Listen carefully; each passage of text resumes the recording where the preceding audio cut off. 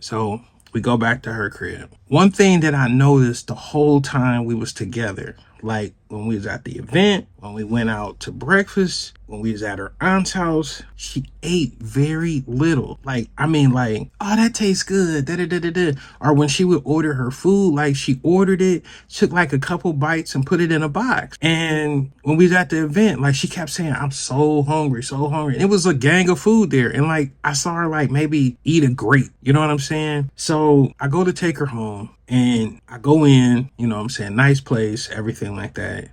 And she's like, I'm starving. I'm like, I can lightweight eat too. She was like, well, I can cook something. We can order something. You know what I'm saying? I was just like, it's kind of late. I'm going to go ahead and go back to the room and just grab something on the way. And she was sort of like offended, like, you know, why don't you just stay? Da, da, da, da. And I was like, nah, because I mean, honestly, I was still grappling with the whole situation. I mean, we were spending more time.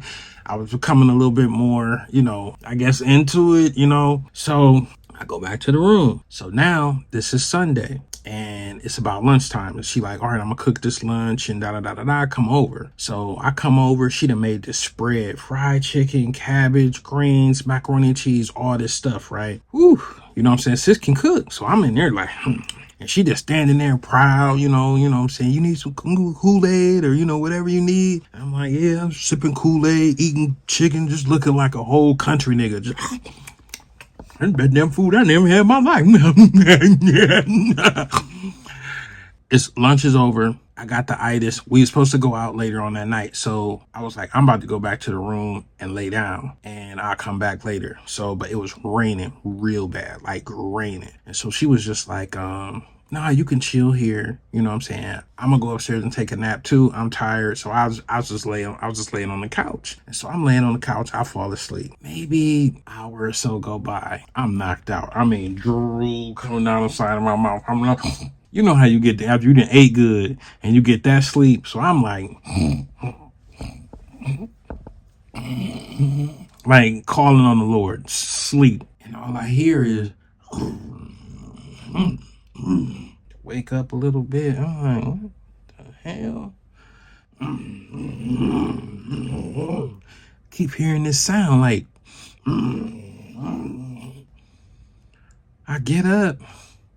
Like, this bitch got a dog? Like she got a dog or an animal or something? It's louder. So I get up and I try to like see where it's coming from. You know what I'm saying? It's funny because anybody who know me, I don't go nowhere without that thing, right? So I got the thing in my hand. I keep it in my coat pocket. So I got it in my hand, you know? I'm like, what is that? So I start walking towards the sound. Get in the kitchen, fam.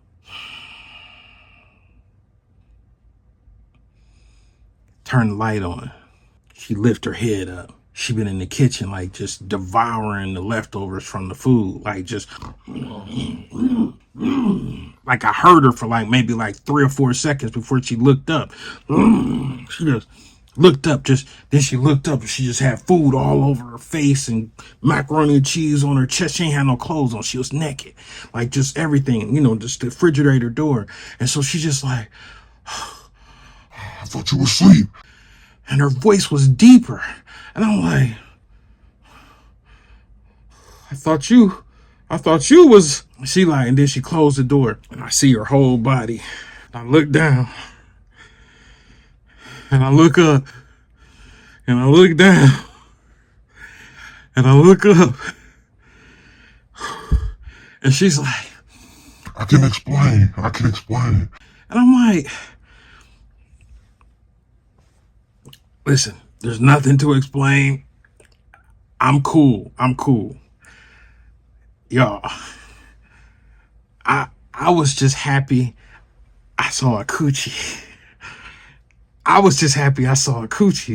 She was trying to explain the food. I ain't even give a fuck. I was just happy I saw a coochie.